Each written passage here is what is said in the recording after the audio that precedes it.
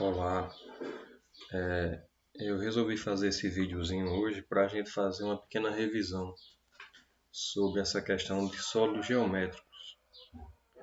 É uma parte da geometria que a gente sente um pouquinho de dificuldade e normalmente a gente esquece. Então, vamos rever essas definições aqui, né? Então, esse slide ele está bem dinâmicozinho, uma coisa bem simplesinha para a gente ver que não é nada de outro mundo. Então, no mundo dos sólidos geométricos, vamos dar uma olhada em tudo ao nosso redor. Observe as formas e as características de cada objeto. Aí eu coloquei aqui 3 objetos, né? Então, por que nós chamamos esses objetos de sólidos? Porque eles têm 3 dimensões. Então, ele tem comprimento, ele tem altura e ele tem largura.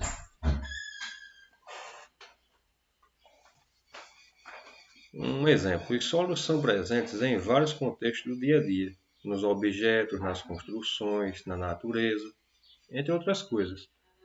Aí vejam alguns exemplos. Aí tá aqui, ó, as pirâmides do Egito é um exemplo de um sólido. O favo de mel. O que é o favo de mel? Aquela coisinha da colmeia, né?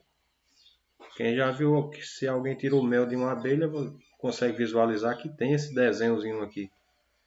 Que ele tem. Depois a gente vai ver como é que a gente trata esses sólidos. E o próprio planeta Terra, que tem um formato particular, né? Observe na imagem abaixo as diferentes formas que compõem os sólidos geométricos. Então, agora já são coisas bem comuns na nossa vivência, né?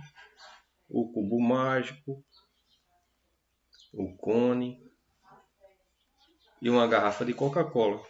Aí observe, esse aqui eu já disse o nome dele, cubo. E aqui a gente já chamou, eu também já conhece pelo próprio nome dele, cone. E aqui a garrafa de Coca-Cola nós vamos ter o formato de um cilindro, assim, com as deformidades, mas basicamente o formato de um cilindro. Aí aqui tem o seguinte, os sólidos geométricos podem ser classificados como... Então, esses sólidos eles têm algumas classificações. Então, eles podem ser classificados como poliedros e não poliedros. Então, vamos ver aqui. Aí eu coloquei aqui uma definição. Na verdade, esse slide ele é um slide que o governo do estado disponibiliza e eu fiz algumas alterações para a gente poder ver só essas definições que a gente está precisando. Então, ó, poliedro é uma figura espacial. Por que figura espacial? Quando eu digo figura espacial, você imagina uma coisa que você possa pegar. Então é um desenho que ele vai ter comprimento, largura e altura. Ele vai ter 3 dimensões. Porque quando eu digo espacial, é possível pegar. Fechada, formada por polígonos. O que seria um polígono? É só a gente dividir, ó. Poli, aí a gente vai poli vários, aí gônus, ângulos, vários ângulos, reunidos que formam suas faces. Aí aqui diz, as faces são os lados, vou marcar aqui também, e são formados por arestas unidas nos vértices. Minha gente, vê quanto palavrão, figura espacial, polígonos, faces, arestas e temos também vértices. Até um dia desse isso aí tudo era um monte de palavrão, era igual aqueles palavrões que a gente diz quando bate com o dedo mindinho na quina da parede, né? Vocês sabem como é, a gente diz aqueles palavrõezinhos, né? Não sei o que lá, que pariu, coisa desse tipo. Então, quando eu digo poliedros, possui somente faces planas. Aí alguém me diz o que é uma face plana. Ó, face é ao lado, face é à frente, face é. Um exemplo, nessa figura aqui, isso aqui é uma face. Ou seja, é ao lado. Aqui outra face, aqui é outra. E tem as faces que estão por trás. Então, o que é plano? É aquela coisa que é reta, como o quadro que eu escrevo. Ali é uma estrutura plana. Então, o poliedro ele vai ter as faces planas. E o que não é poliedro, ele não vai ter a face plana. Por exemplo, o cilindro. Ele vai ter duas faces planas, que é a parte de cima e a parte de baixo, e o restante vai ser arredondado. Uma das características de uma figura é mais fácil você decorar o que não é poliedro. Eles possuem partes arredondadas. Eu estou dizendo partes, ele não é todo arredondado. Então vamos recapitular um pouquinho. Poliedro, quando ele tem todas as faces planas. Basta ter uma face arredondada, uma parte arredondada, não é considerado poliedro. Então, vamos ver aqui agora. Indique entre as formas abaixo os poliedros e os não poliedros. Então, é o que eu acabei de falar. Se tiver pelo menos uma face, uma parte arredondada, não é poliedro. Então, eu vou colocar um X aqui em quem não é. Por exemplo, uma bola. Ela é arredondada? Não é poliedro. O cone é arredondado? Não é poliedro. A Coca-Cola tem alguma coisa arredondada? Não é poliedro. Então, poliedro vai ser o cubo e a nossa geladeira. Então, ela não tem esses dois não têm faces arredondadas. E outra característica, eles não rolam. Ou seja, se você colocar num local inclinado, o cubo vai ficar parado, se não for inclinado demais, e a geladeira também. Já a bola, o cone e a Coca-Cola, aliás, desculpa, o cilindro, o cone mesmo, desculpa, o cilindro vai ser a Coca. Então a bola, o cone e o cilindro, se você deixar no local um pouco inclinado, ele vai embora. Agora vamos para uns nomes feios que a gente viu lá em cima, que são os elementos de um poliedro. Observem, eu coloquei aqui uma linhazinha vermelha, ó. Tem aqui essa linha vermelha aqui, e eu marquei o ponto, e o ponto está marcado do outro lado. Então, cada linha dessa a gente chama de aresta. Ou seja, a aresta é a mesma coisa que essas linhas, que são segmentos também chamados de segmentos de reta. Então, são muitos nomes novos e um pouquinho estranhos na vida da gente, que a gente encontra, né? Em geometria. Então, toda vez que eu falar em aresta, você vai lembrar da linha. Toda vez que eu falar em face, face vai ser os lados. Isso aqui é uma face. E vértice vai ser o quê? Eu uso um termo bem nordestino mesmo. O vértice vai ser essas quinas. Ou seja, vértice vai ser isso aqui, ó. Vértice vai ser os pontos de encontro desses segmentos de reta. Então vamos para a linguagem geométrica. O vértice nada mais é do que o encontro das arestas. É onde as arestas se emendam, usando a nossa linguagem mesmo. Então, nessa figura aqui mesmo nós temos uma aresta aqui, ó, outra aresta aqui, outra aqui em cima, outra aqui atrás e outra aqui. Isso aí a gente chama de vértices. São os vértices desse poliedro. Então, o ponto A é um dos vértices desse poliedro. O segmento AB é uma das arestas. Então, A até B Quando ele diz segmento, é um pedaço de uma reta. Então, o segmento de reta é uma das arestas. A região triangular ACD é uma das faces. Ó, ACD.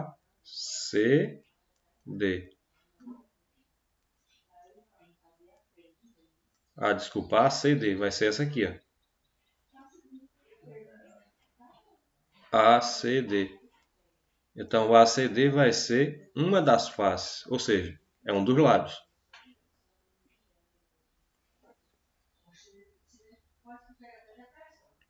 Poliedros. Aí, dentro dos poliedros, podemos distinguir. Ou seja, dentro dos poliedros também nós podemos classificá-los em prismas e pirâmides. Então, quando é que ele é um prisma? Está aqui embaixo, ó, quando ele tem duas faces.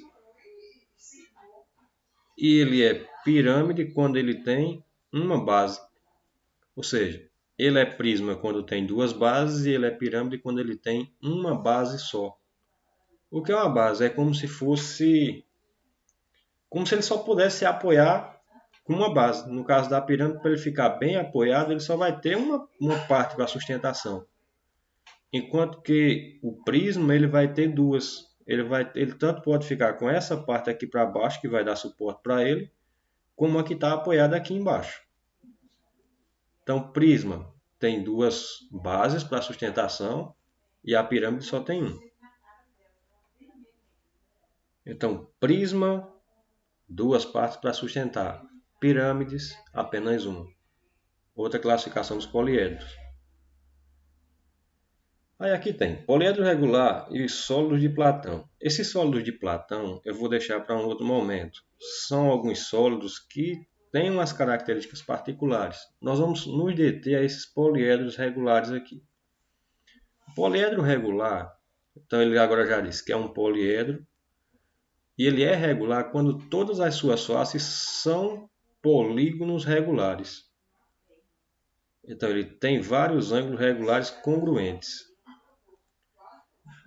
E seus ângulos poliédricos têm medidas iguais, ou seja, os ângulos dele, ele para ser regular, os ângulos dele têm que ter medidas iguais. É outra característica do poliedro regular. Aí ele diz aqui, Platão estabeleceu algumas relações entre as classes de poliedros e construção do universo. Se você quiser, faça uma pesquisa e descubra quem foi Platão e o que são os sólidos de Platão. Isso aqui é uma sugestão para você. Dá uma pesquisadazinha, ver o que seria isso aí. Continuando. Aí nós temos aqui,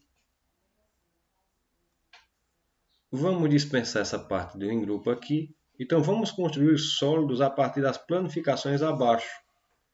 Aí nós já temos, ele já está usando até a própria nomenclatura deles, ó. Icosaedro. Então essa nomenclatura, edro, já está afirmando que é um poliedro. E esse icosaedro, isso aí vai de acordo, ó, sempre, ó, dodecaedro, hexaedro, tetraedro e octaedro. Edro, porque é um poliedro. Esse hexa aqui vai de acordo com a quantidade de lados, ou usando a linguagem da geometria plana, da geometria,